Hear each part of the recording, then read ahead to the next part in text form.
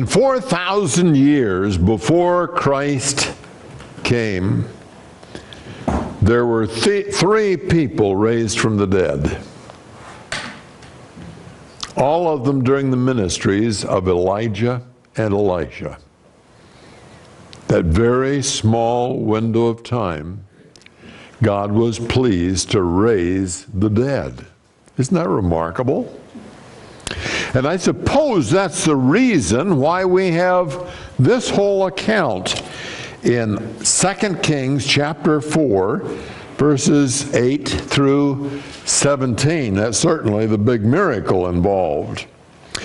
2 Kings 4:8. Now there came a day when Elisha passed over to Shunem, where there was a prominent woman, and she persuaded him to eat food.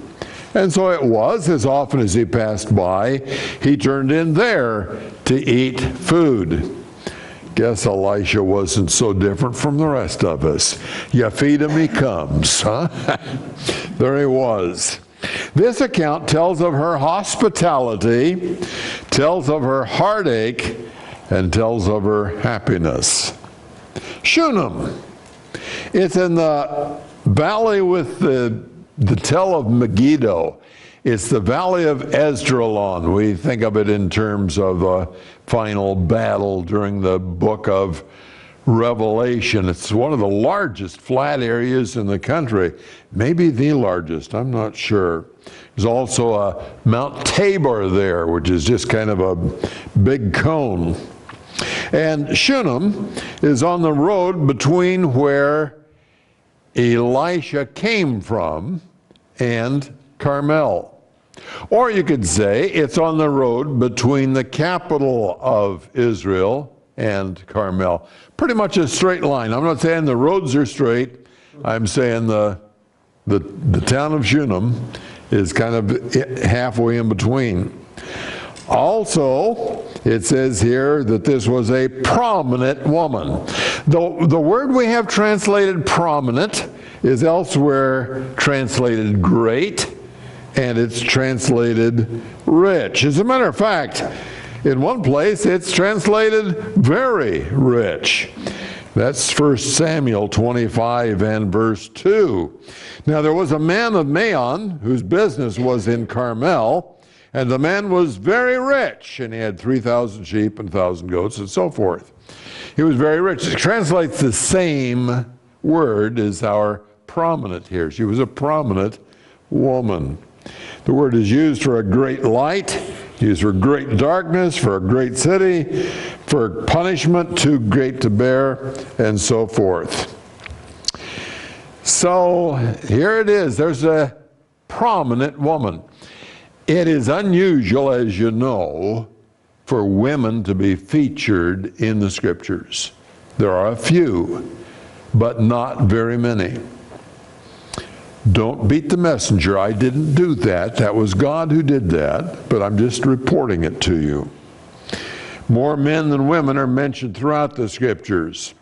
And so you wonder, why was she mentioned? Why was it not her husband that was mentioned here? There was a man of Shunem, but it's not. It's a woman of Shunem there. Perhaps her husband was a quiet fellow. There are a number of men who are quieter than their wives. Maybe he just went about his usual things and was not much of a planner. He was busy about his farming or whatever it was he did, and his wife had time to observe. Well, look, this guy comes through here. I think he's a prophet. We could put up a chamber for him, so forth. But her husband was willing to do good when she suggested it. So she'd come up with the idea, and he'd say, okay, we can do that. She was hospitable. She stepped forward to share. There wasn't anybody that told her, hey, you need to do this, although the Spirit may have prompted her. And Elisha was not a homeless man. He was a prophet, probably not a rich man, but she spotted him and she said, I'd like to take care of him. So she asks her husband, 2 Kings 4:9. She said to her husband, behold, now I perceive that this is a holy man of God passing by us continually. Please let us make a little walled upper chamber, and let us set a bed for him there, and a table, and a chair, and a lampstand.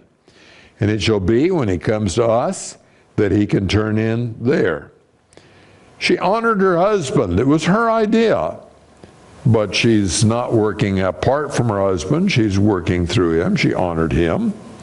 She also respected the man of God. She figured this was a holy man, and he was deserving on that account of their kindness. And she observed his need. You know, there's a special grace, I think, for us to see what people's needs are. People won't always tell us what their needs are. Sometimes they will even deny they have a need, such as this woman of Shunem did along the way. She asked to make a chamber. The word make is a very common word, as you might imagine. 2,616 times in the Old Testament, this Hebrew word for make appears. It's translated to do, to make, and to prepare. So some people have thought maybe they just had a room there and they had it prepared, because this word make could mean that. But when she says a walled room, I'm thinking she's talking about what they're going to build. If it's already there, her husband knows it's got walls. Don't need to say that. Upper chamber. Upper chamber was often a guest room, separate from the family. You could have guests there. They could stay in the upper room and it wouldn't interrupt what was going on with the family. If you're entertaining a stranger, it's probably safer to have him staying in an upper room on the roof. In that place, it's good to have a wind. You know, in the hot weather, they weren't getting air conditioning. And so these upper rooms would catch the wind, and it would sometimes be the coolest place in the house, very favorable. Elisha could go up the outside steps whenever he came. He didn't have to knock on the door. Just come and walk up. How very handy that would be. Ahaz had an upper chamber in the palace. He built idols there, unfortunately, altars to the idols. Daniel prayed from an upper chamber when he was in Babylon. Jesus' Last Supper was held in an upper chamber. The disciples gathered after the crucifixion in that upper chamber. Dorcas' body was laid in an upper chamber. So it appears a number of times, and most people I'm sure were familiar with it. Psalm 104 in verse 3 uses the upper chamber as an illustration. Let's see. He lays the beams of his upper chambers in the waters. He makes the clouds his chariot. He walks upon the wings of the wind. So they were familiar with an upper chamber, and there it is. We have to study it to make it meaningful to us, don't we? The upper chambers. But to them, that was just a very understandable, common kind of a thing. And she asked for furnishings in the upper chamber. We have to kind of get into their culture to know how nice this was. If somebody prepares an upper chamber for me to visit when I'm passing through town, I'd like it to have a bathroom. I'd like it to have running water. I'd like it to have, some counter space. And but that wasn't the standard of the day. I'd want air conditioning too, but they didn't know anything about that. But there was a table, a chair, a lampstand, and those things would be useful for what? For studying, exactly. And this prophet could put his book down there and study it and pray, and she was thoughtful of what his activity would be when he was in that upper chamber. I'm told that commonly the upper chamber would just be a bed. Stop, use a bed, maybe a pen for water, something like that, but not this much. Somebody has suggested it may have been a very nice chair. The word chair there appears 134 times in the Old Testament. You probably think I sit and count these, right? No. My Bible program, when I do a word study on that, will tell me just exactly how many times that word appears. It's very simple and quick to get it. 134 occurrences of that word for chair, and of those 134, 125 are translated with the word throne. But the word doesn't intrinsically mean throne.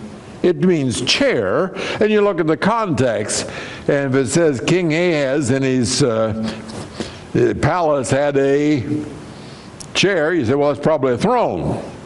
And that's where it is. Most of the time it's talking about a throne. Sometimes, like here, it just says chair. Some commentators look at that and they say, it must have been a really fine chair. Well,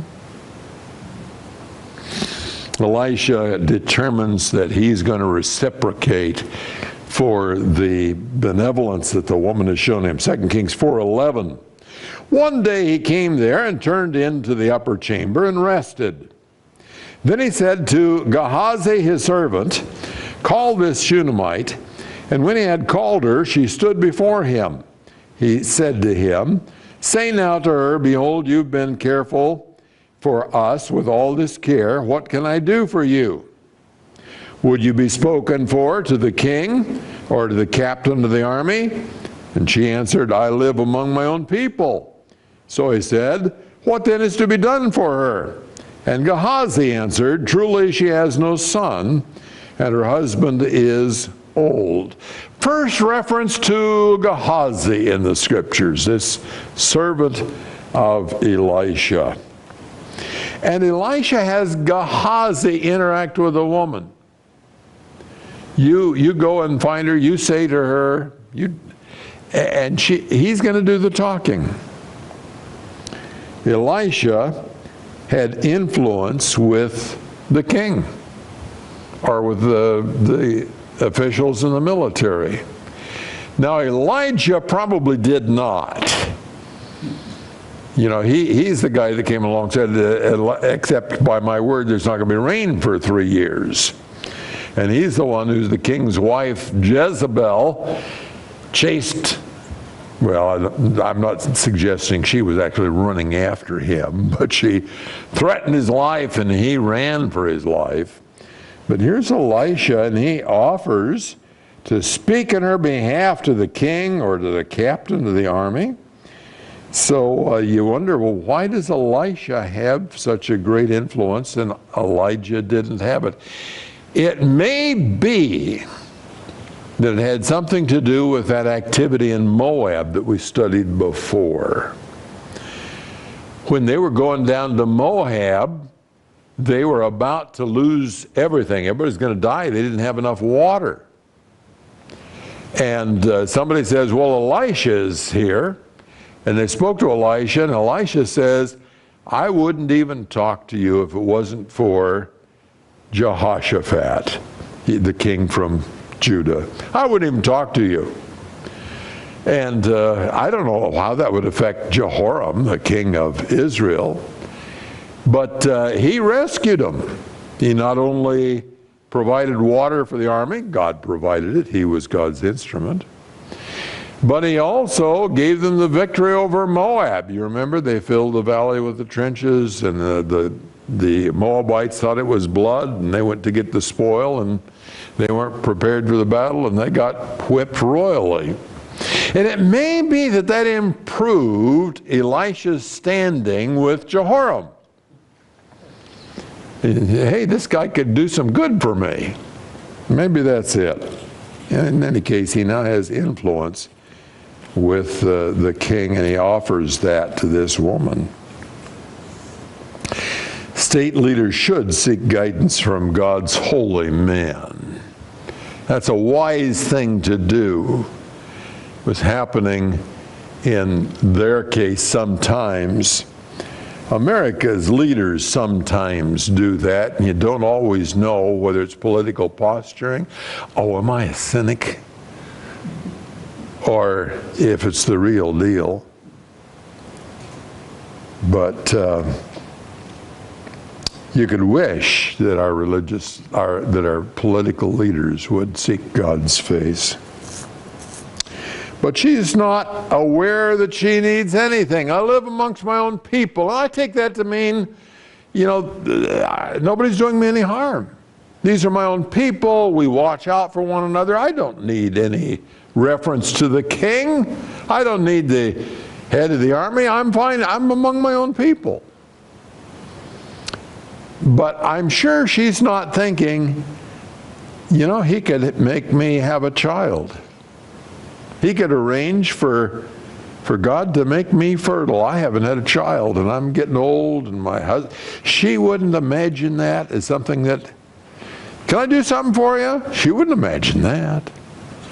But Gehazi has been with Elisha, and he's seen the things that Elisha's been doing, and he has the imagination, perhaps, to say, you know, he could do something. That's what this woman really wants.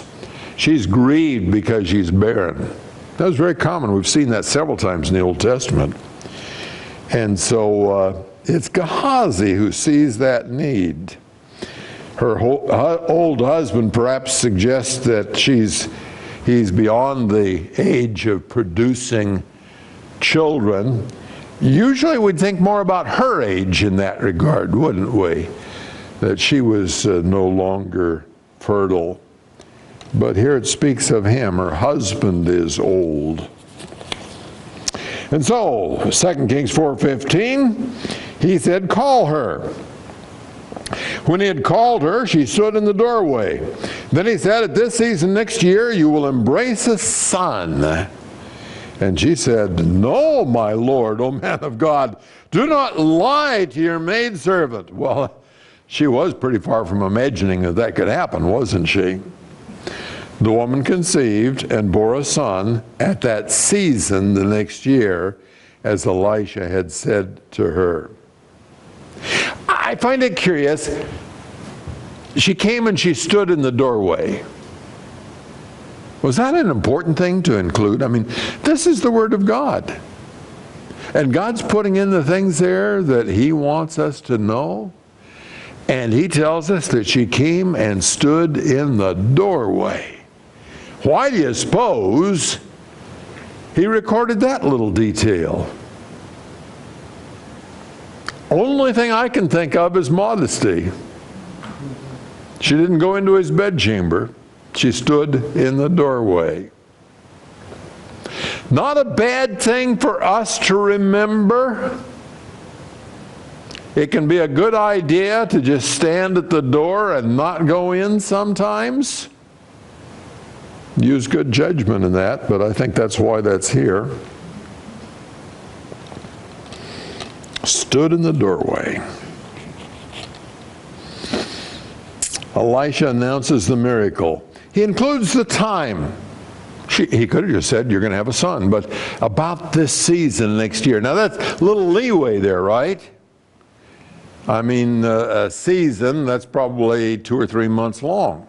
And sometime in the season, you're going to have a child. It looks like a year, which is a curious time reference.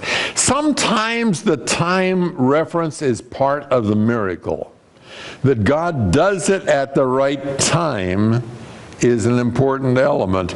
And you could think, well, this is just a wonderful accident of nature. I got this son. But he announced the time, and it wasn't 9 months. It was longer than that. No, I'm not going to tell you that. Well. Thank you. I said thank you. You knew what I had in mind, didn't you? You'll have to ask her or me later.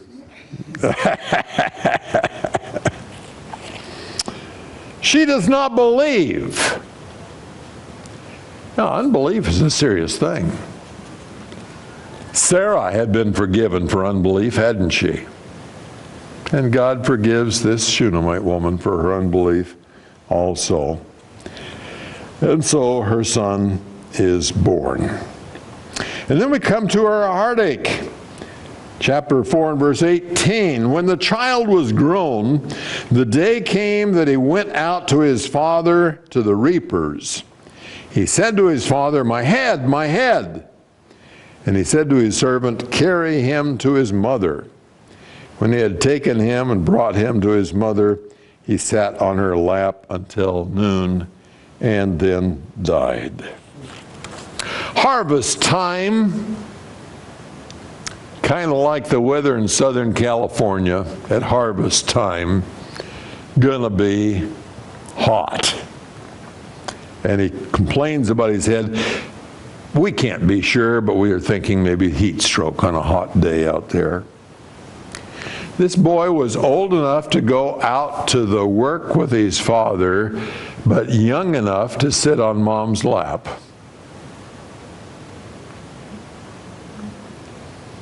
And his father must not have thought it was all that serious. He just sends him in to mom. Okay, take a break. You don't need to get into the shade. And I'm sure that if he thought it was as serious as it really was, that he'd have been more on top of that. So she puts the body on Elisha's bed, 4:21. She went up and laid him on the bed of the man of God, and shut the door behind him and went out. Then she called to her husband and said, "Please send me one of the servants and one of the donkeys, that I may run to the man of God and return." He said, "Why will you go to him today? It is neither new moon nor Sabbath." And she said, "It will be well." Placing the boy on Elisha's bed probably had to do with the fact that she was going to seek Elisha's help, that she was going to trust in the Lord for what was going on here. And her husband thought it a strange request. She didn't make any explanation. He'd sent the boy in. She didn't say this was to do with the boy. And he didn't know that the boy had died. And he thinks, well, I could understand it if it was new moon or a Sabbath, but why do you want to go now? So it's not Saturday, and it's not the new moon. New moon about once a month. Special time. The new moon was a time for special offerings. 1 Samuel chapter 20 and verse 5. So David said to Jonathan, "Behold, tomorrow is the new moon, and I ought to sit down to eat with the king. But let me go, that I may hide myself in the field until the third evening." And also Ezra chapter 3, verses 4 and 5. They celebrated the Feast of Booths, as it is written, and offered the fixed number of burnt offerings daily, according to the ordinance, as each day required. And afterward there was a continual burnt offering also for the new moons and for all the fixed festivals of the Lord that were consecrated. So they had special activities to mark the transition from one month into the next month at the new moon time. And she says, "It will be well." It will be well. That's a statement of faith, isn't it? And that's quite remarkable. Her son has just died. The son of her old age, the son that she dearly loved and counted on, he's just died. And she said, "It will be well." Up to this point, there has only been one man in all of history, so far as our record shows, that has ever been raised from the dead. But she has confidence it's going to be well. The journey from Shunem to Mount Carmel is 15 miles. That's not 15 miles in your Chevrolet Camaro. That's 15 miles in your Birkenstocks. And that's going to take a while. Well, she got a donkey ride, didn't she? But you think about, by the time she got to Carmel, and then Gehazi got back, and he couldn't do it, and then finally Elisha got there, and he was raised from the dead. He has been dead. His heart has not been pumping blood to the brain or anything else for a lot of hours. And by all natural expectation, he's going to be what if he comes back to life? Brain dead. But our God is a God of creation, and he can restore life, including brain function, without any problem whatsoever. But she avoids telling Gehazi, 4:24. Then she saddled a donkey and said to her servant, drive and go forward. Do not slow down the pace for me unless I tell you. She's eager to get there and get there fast. So she went and came to the man of God at Mount Carmel. When the man of God saw her at a distance, he said to Gehazi, his servant, behold, there is the Shunammite. Please run now to meet her and say to her, is it well with you? Is it well with your husband? Is it well with the child? And she answered, it is well. Now she told her husband, it will be well. She tells Gehazi, it is well. Clearly, she does not want to talk to Gehazi. She wants to talk to Elisha. She doesn't want to send him running back to give her message. She wants to deliver it firsthand. And, well, by faith, maybe we should be able to say the same thing, huh? It is well. Child's just died. That's a biggie. And you say, it is well. God says all things work together for good for the saints, for us. So you might say, we ought to be able to say, it is well. God is doing good, even if I do not understand what he's doing. It is well. Shalom. That's the Hebrew here. You're familiar with that word, shalom. We usually think of it in terms of peace, and that's what we have for it is well. She pours out her complaint to Elisha, 4:27. When she came to the man of God to the hill, she caught hold of his feet, and Gehazi came near to push her away. But the man of God said, let her alone, for her soul is troubled within her, and the Lord has hidden it from me and has not told me. Then she said, did I ask for a son from my Lord? Did I not say, do not deceive me? Gehazi would push her away. I suppose as Elisha's servant, he was thinking he was protecting Elisha. We need to think how to be most helpful to our mates or our loved ones. Sometimes an act like this might be most helpful. Push them away. Don't bother him. Don't bother her. Sometimes it might be better to say, you know, this isn't going to be convenient, but you ought to take care of this. You need to minister to this person. Get up off your chair and get at it. Is that a helpmeet? Sure it is. Yeah. Encourage him to do right. The Lord hid it from Elisha. Prophets sometimes got the information ahead of time. Somebody tried to sneak in and pretend to be something they weren't. And God would tell the prophet ahead of time and he'd know it. And I suppose Elisha had that kind of experience and expected that if something like this came along, he'd get advance notice of it. But God did not give it to him. God chose to let Elisha hear it firsthand. She says, did I ask for a son? And you wonder, is she complaining or is she pleading? Is she saying, this is more painful than if I'd never had a son born? Why'd you do that to me? I told you not to deceive me. Or is this pleading? I didn't ask, but you prayed. Now I need you to pray again. I'm going to feel like I was deceived if you don't take care of this for me. One or the other, probably. So 2 Kings 4:29, then he said to Gehazi, gird up your loins and take my staff in your hand and go your way. If you meet any man, do not salute him. And if anyone salutes you, do not answer him.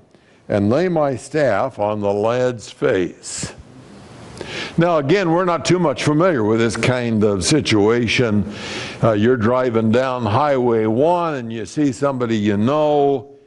You usually don't stop and talk right there in the middle of the road, right? At least we're hopeful that you're not doing that. But they're walking and they're coming. It takes a little while to come face to face, and there's this person that you know, and they're going to think you're being rude if you just go on by. But this is an urgent action that Gehazi is sent on.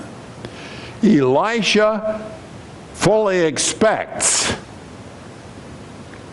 that when Gehazi gets there and lays his rod on the child's face, that's going to take care of it. He's going to be raised from the dead. He fully expects that. And that's why this is so urgent. That's why he says you've got to be a little bit rude here and just keep going. This is important. Gird up your loins. I'm sure you know about that. They wore, men wore pants and women wore dresses, right? Is that the way they did that? Chuck here says no. The rest of you know that too. So why did they have to gird up their loins? In order to run, in order to make fast time, need to catch that robe up and tuck it into the belt, get it out of the way and let those legs churn. Having Gehazi ignore the social interaction shows Elisha's expectation. During the first years of the church, objects were carried from an apostle and would effect a healing. That's what we have here, isn't it?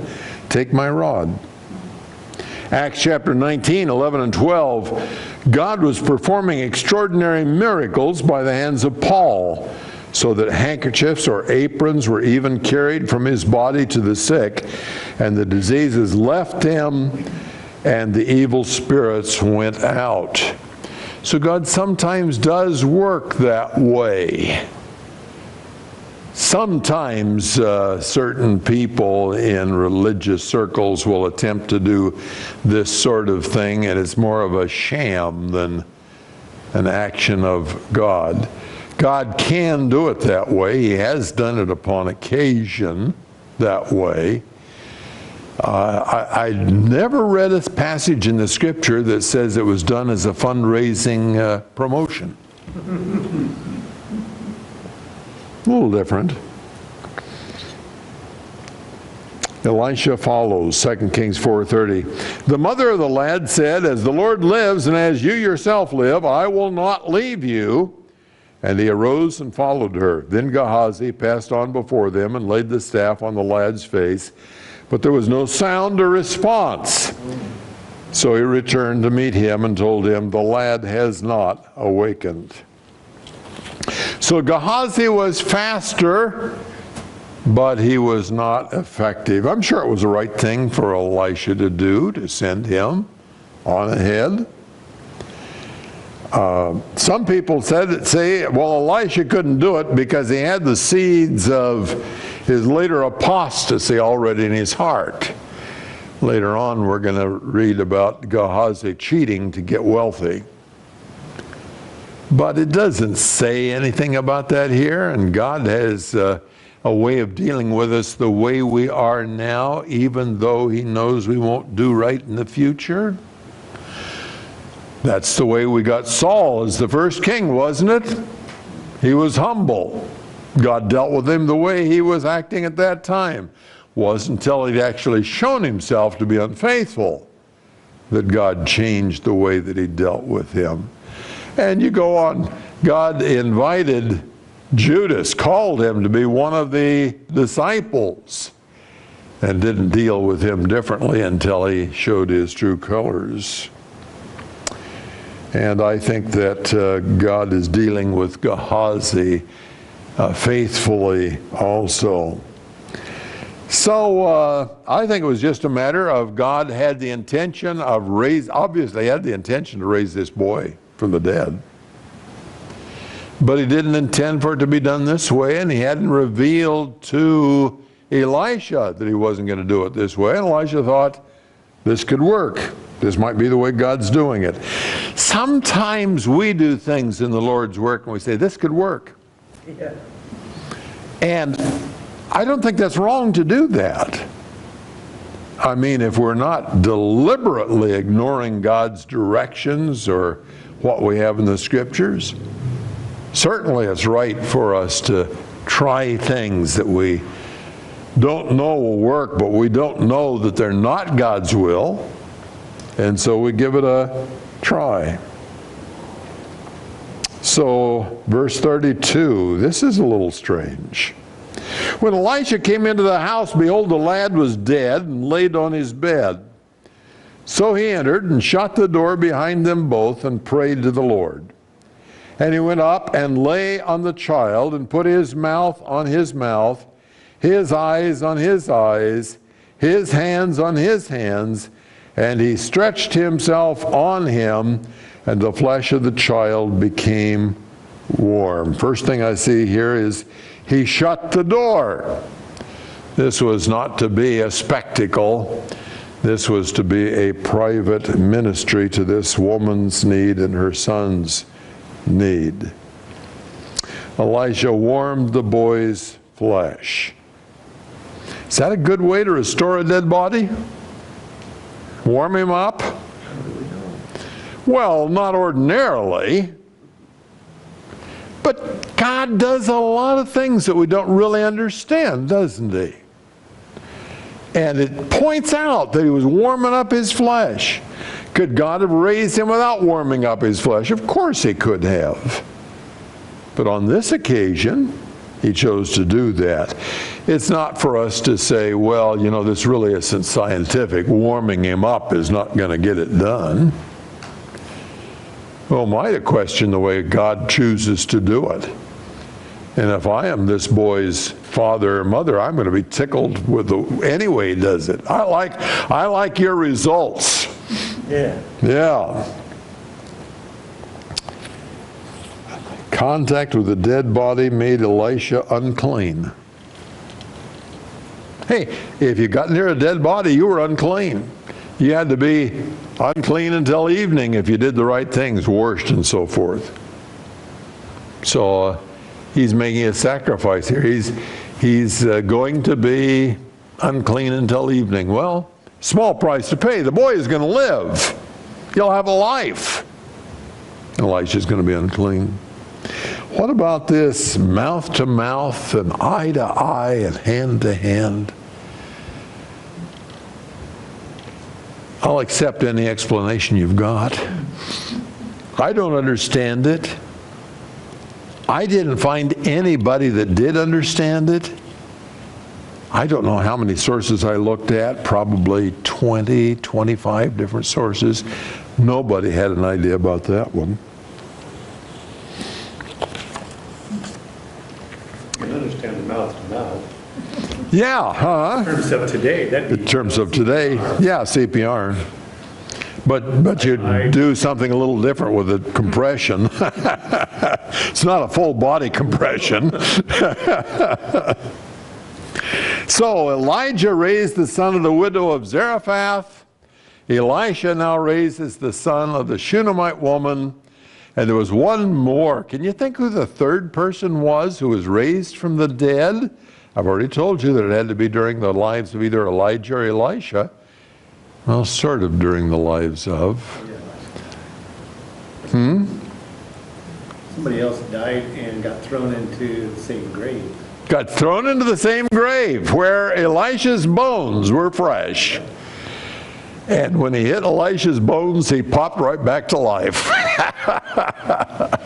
Clearly God's doing, but then it always was God's doing, wasn't it? He's the only one that raises the dead. So, verse 35, 2 Kings 4:35. Then he returned and walked in the house once back and forth and went up and stretched himself on him. And the lad sneezed 7 times, and the lad opened his eyes. Walking around could warm up Elisha's body again. He's been giving off body heat. Or perhaps he's waiting on the Lord and praying as he's walking back and forth. He sneezed 7 times. I was interested to see where sneezing is mentioned in the scriptures. It's only mentioned one other time. And it's Leviathan that sneezes. That's no help to our understanding this, but just a factual record. He sneezed 7 times. Usually the 7 is a number of completion. But this is the way he came to. He sneezed 7 times, and then he was back with them. There's a testimony here that life continues. Some people would say you die and that's the end of it. There's no more. God says that there's life forever, one place or another. And here we have this life restored immediately. Next we have her happiness, verse 36. He called Gehazi and said, "Call this Shunammite." So I called her, and when she came in to him, he said, "Take up your son." Then she went in and fell at his feet and bowed herself to the ground. And she took up her son and went out. She's an expressive lady, isn't she? When she's sad, she says it. When she's happy, she shows it. She's very thankful. And she showed her gratitude before she took up her son, and I find that quite remarkable. You would have thought her first reaction would be to go to her son. But her first reaction was to go to the man of God and express her gratitude for her son's life restored. Lesson to us in expressing our gratitude to God. Have any questions or comments? Anything you've observed that I missed?